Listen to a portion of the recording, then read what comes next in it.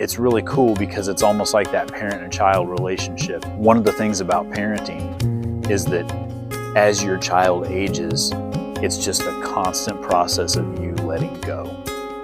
Just letting go. Letting go and letting God do what He's going to do. Letting go and letting that kid fly. And I think that's what we definitely experienced in that small moment of hunting that day. I hope everyone's deer season has been going well. There's still a few weeks to get out there and make it happen, so good luck to you as you do that.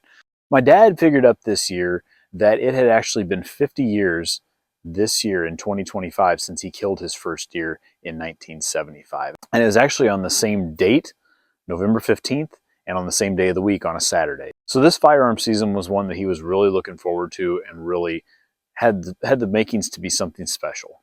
Now, his goal for the first day of gun season this year was just, if it's brown, it's down.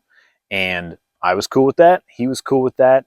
He just wanted to be able to make that full circle on the 50th anniversary of the first deer that he killed. So the way deer season had gone for me at that time was I had seen quite a few deer so far this year bow hunting, and there was a stand that we had moved specifically before the season started that put me closer to the action basically than where I was last year. So I was really looking forward to hunting that stand and had been seeing deer about every time that I had gone. And so I told Dad a couple days before gun season, I said, hey, why don't you go with me? We'll sit together, and I think there's a good chance you're going to be able to kill something that first day, either in the morning or in the evening. And I think you know how we can be as men sometimes, where we're not actually going to say how we really feel.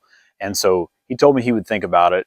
And I told my wife, I said, I'd really like to go sit with Dad. I think the older that I get, the older that he gets. I'm 39, he's 66 now. I like that we can go together now. We haven't done that for a long time, but whenever I was younger, when I was a teenager and he was taking me hunting, we went together a lot and just have a lot of really great memories of those times. I'm sure you all have some of the same sort of memories of being able to sit together hunting. And sometimes it's just about being there together, spending time together, having conversations, and so on. And I told my wife, I would really like to go with Dad hunting, but I don't know how to convince him because I think that he thinks he's inconveniencing me by us going together. And I don't want him to feel that way, and I don't feel that way. And she said, well, you just need to tell him that. And so I thought, being clear is probably the right thing to do. So I told him, I said, hey, I would really like to sit with you. I think we would have a lot of success. I think it would be a good time, and it would just be special to be able to be there with you if you're able to kill a deer on that 50th anniversary. So we went together November 15th this year for the first day of the Missouri firearm season. And honestly, from about the minute we got into the stand, we were already seeing deer. And it was interesting because my dad doesn't need me to guide him. He knows what he's doing, all that. But I wanted to do all I could to help him. And so that meant trying to spot deer. It meant trying to grunt at deer because it was during the rut, trying to call deer in, rattle, whatever it took to get one into range that was one he'd want to shoot.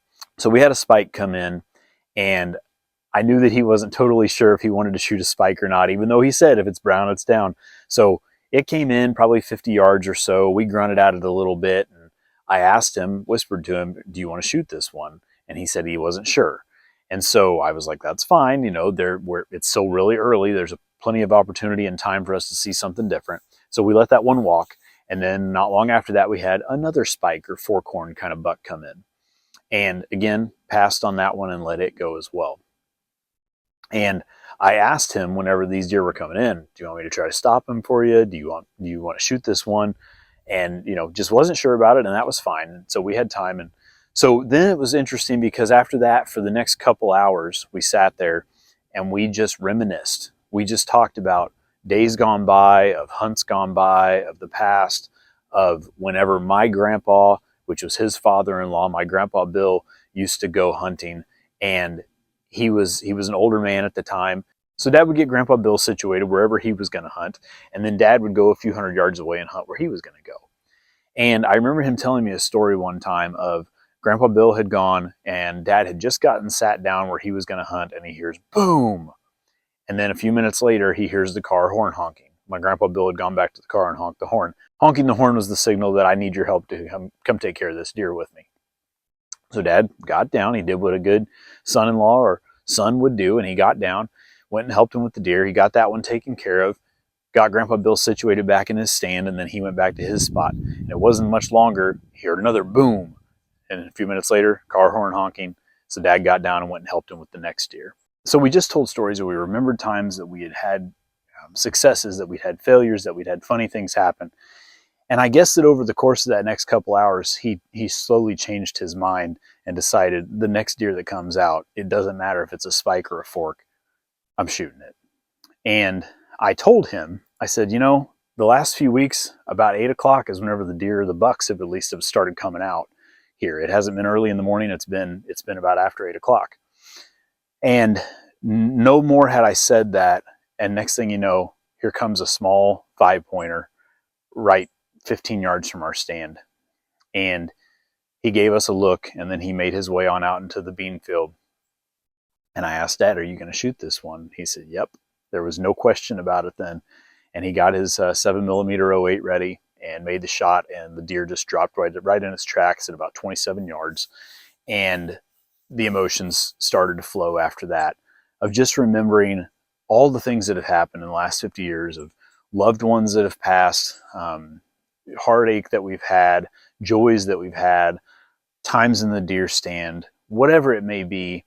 And it was just a really special time to be able to celebrate that with him and to be there with him whenever it happened. And my wife asked me, she said, hey, I expected you to do some sort of like full YouTube documentary about this 50th anniversary thing, or to record his hunt. And, you know, I told her I considered that, but there are some things like that that I think are really special to just be in the moment for. And so I didn't turn on the camera. I didn't record anything. We just were there together, enjoying the moment. And I think there's something to be said for that in this day and age, where it seems like everything has to be recorded. Everything has to be on video. There are special things that happen that you just need to be present for and be in the moment for. So we still had the rest of that evening to hunt. And we actually, in our county, are chronic wasting disease CWD sampling, mandatory sampling county this year. We've never had to do that before, but we really just telecheck our deer now. So we can do that on an app, or you can call it in if you want to. So we don't have to go to the gas station or to a check-in station anymore like we did whenever I was a kid. So we took the deer up to do the CWD sampling. It went fine, not a big deal. And I think that combined with us hunting together and everything else made it feel like old times, made it feel like whenever I first started hunting, and we would go together and we would go check in deer, and you would look at other people's bucks at the check-in station, and all of you kind of share your stories and things like that. And that camaraderie has kind of been lost some over the years. While it is convenient to be able to telecheck a deer, you lose that kind of getting to see other people's deer and that joy aspect of it as well. So that evening we went back out to the same spot. And I think that evening we saw 5 or 6 more bucks. We didn't see a single doe the whole day. That's really what we were looking for that morning, was just a doe to shoot for his 50th anniversary. But we went back over to the same spot. There are definitely some good bucks over there this year, and there are some up-and-comer bucks. And while we were sitting there that evening, it was getting close to maybe the last 20 minutes of daylight, or of legal shooting light left. And we had a small buck come in, about an 8-pointer or something, and I told Dad, I'm not going to shoot this one. That's all right, and next thing you know, Dad says, we'd already seen 5 or 6 bucks at that point, some smaller ones. He says, here comes another one. And I looked up and I said, no, here comes 2 more. So we had 3 bucks all kind of converging at once, and it was just the right time. It was in the moment. It was the right situation. And I told him, I'm shooting that one, and went ahead and made a shot at about 50 yards, and it ran about 40 yards and went down in the fence row. And so just really a perfect day. We went and checked that one in and then did the CWD sampling for it too. And it really, the entire day was just special. And, I think one of the things that stands out to me from that hunt is when I was a kid, or when you take a young person hunting, or you take a new hunter out, you've got to be teaching them. You're telling them, hey, make sure you do this, or make sure you do that, or make sure you've got a good sight picture in your scope, or whatever the tips are that you've acquired over the years. You're sharing and passing that information down. I remember my dad telling me whenever I was younger about my Grandpa Lorne, which was his dad, and my Uncle Kenny, which was obviously my Grandpa Lorne's brother, and how whenever they used to farm together, that one of them could be on one tractor or one implement or over here in a different part of the field, but they somehow, after just so many years of working together, farming together, the other one just knew what the other one was going to do without having to communicate. There's no cell phones or anything like that back then. They just knew what the other one was going to do, and it was almost a work of art to watch them farm together. And I felt like that when Dad and I were sitting together that morning and that evening. When he was ready to shoot, I had no concerns, no questions. He knew what he was doing, and he was going to get it done, and he did. It's not to say that we haven't missed deer in the past, because we definitely have, but I had no concerns. I didn't need to tell him anything else. Just let him do it. And whenever it came my turn to do it that evening, I told him I was going to do it. He didn't have to tell me anything like he did when I was 13 or 14 years old. He just knew what I was capable of. He knew what I knew what to do, and he let me do it. And it's really cool because it's almost like that parent and child relationship. One of the things about parenting is that as your child ages, it's just a constant process of you letting go. Just letting go. Letting go and letting God do what he's going to do. Letting go and letting that kid fly. And I think that's what we definitely experienced in that small moment of hunting that day. Hunting truly does so much. It builds such a bond with the memories and the encounters and the interactions and the fun that we have and the joy that we have and the heartache that we have with it as well. And there's just nothing else like it. There's just nothing else like it. A Bible verse that I've reflected on as I've thought about this hunt is Proverbs 17:17. It says that a friend loves at all times and a brother is born for adversity. My dad is my father. My dad is my friend, and we're brothers in Christ. And we've had a lot of hard times in life. We've had a lot of joy and a lot of great times in life.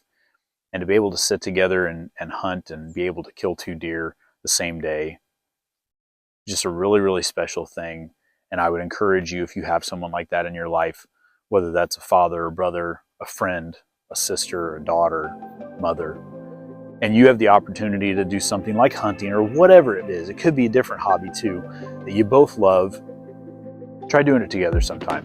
Go sit together and both of you enjoy that experience together. Thank you for watching Farming for Whitetails. We'll see you next time.